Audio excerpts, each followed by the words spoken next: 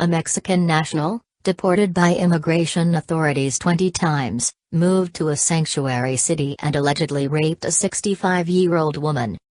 Police officers in the sanctuary city of Portland arrested Sergio Jose Martinez, 31, after he allegedly broke into the home of a 65-year-old woman, tied her up, held her at knife point and raped her, Coin CBS 6 reported. Court records revealed Martinez has a long criminal history that includes burglary, battery, and multiple deportations. Defendant has entry, removal from, the, United States to, from Mexico 20 times with at least, 5, probation violations from re-entry, the local CBS affiliate reported from court documents filed in March 2017. 18 years ago, Martinez, then 15, completed a drug and alcohol treatment program in Texas, court records stated. His record reveals multiple jail sentences in California and Oregon. The Mexican national lived in a shelter on Portland's northwest side and illegally worked construction jobs for money. He admitted to being a user of methamphetamine and marijuana but said alcohol is his most serious addiction. Following his alleged attack on the 65-year-old woman in her home where she gave him her Prius to get him to leave, police responded to a call about a man attacking a woman in the basement of a parking garage below a building. There, police discovered Martinez allegedly sexually assaulting another woman and holding her at knife point. Martinez fled on foot and officers chased him through a neighborhood, capturing him in a nearby apartment, Coins reported. Immigration officials deported Martinez, once again, in November 2016. It is not known when or where he re-entered the U.S. after being deported. He reportedly uses several aliases including Sergio Alberto Martinez, Eric Acosta, Smiley, and Poison. He is currently being held without bail. Earlier this year, Multnomah County Sheriff Mike Reese told Full Measure with Cheryl Atkinson that turning criminal alien sex offenders over to Immigration and Customs Enforcement, ICE, officers damages community trust, Breitbart Texas reported. His comments to Atkinson came after his office released a Mexican criminal alien convicted of sexual assault despite a hold from ICE enforcement removal operations officers.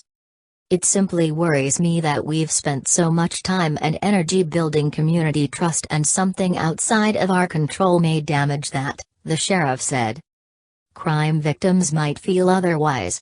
A report issued earlier this year by ICE officials revealed that Sheriff Reese's jail released a Mexican national on February 15. Immigration officials issued an immigration detainer on March 21, 2016. The report indicates the Mexican criminal alien has a prior conviction for sexual assault. The declined detainer outcome report for the week of January 28 to February 3 revealed the release by the sheriff's office of another Mexican national convicted of assault and a Tongan national convicted of amphetamine possession. Criminal aliens are drawn to the protections provided by sanctuary jurisdictions like the city of Portland and Multnomah County, according to Attorney General Jeff Sessions. When cities like Philadelphia, Boston or San Francisco advertise that they have these policies, the criminals take notice, AG Sessions told the police officers gathered at a Las Vegas conference center. According to a recent study from the University of California Riverside, cities with these policies have more violent crime on average than those that don't. Some 300 jurisdictions in this country refuse to cooperate with federal immigration authorities regarding illegal aliens who commit crimes, even MS-13 gang members, Sessions stated. These jurisdictions are protecting criminals rather than their law-abiding residents. In September 2016, police in Austin, Texas, arrested 5-time deportee Nican Mocoria Gonzalez after he chose their sanctuary city to be his most recent U.S. home, Breitbart Texas reported. The Mexican national returned to Austin after his 5th deportation and allegedly went on a crime spree where he assaulted and raped at least 9 women in the Texas capital city. At that time, now Sheriff Sally Hernandez was in a campaign where she pledged to remove immigration officers from the Travis County Jail and not honor immigration detainers. After her election, She followed through on those pledges and began releasing criminal aliens onto the streets of Austin. In 1 week, the sheriff who has become known as Sanctuary Sally released 142 criminal aliens, ICE officials reported. Texas Governor Greg Abbott took immediate action, stripping Travis County of more than $1 million in state law enforcement grants. Hernandez became the poster child for supporters of Texas Senate Bill for Sanctuary City bill authored by State Senator Charles Perry, R. Lubbock.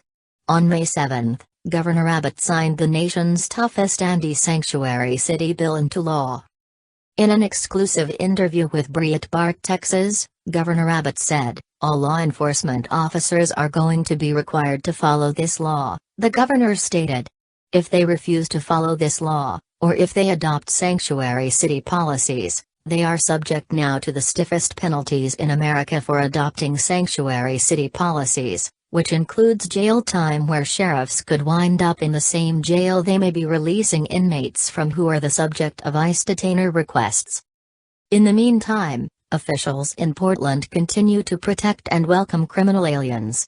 In March, Multnomah County Judge Monica Owens allegedly allowed 22-year-old Didier Pacheco Salazar escape from immigration officials by allowing him to flee through a back door normally reserved for court officials, Breitbart News Warner Todd Houston reported.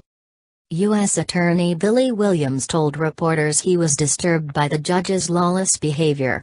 "When you're talking about the judicial system, whether it's federal or by state, you have an expectation that people are going to abide by the law and not take steps based on their own motivations, their own politics, whatever the motivation was," Williams said.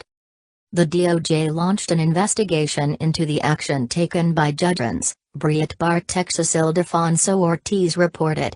"I was troubled because, on the face of it, what I heard sounded like potential federal criminal law violations and or ethical violations," U.S. Attorney Williams told reporters. "Generally, we're talking about obstruction of justice.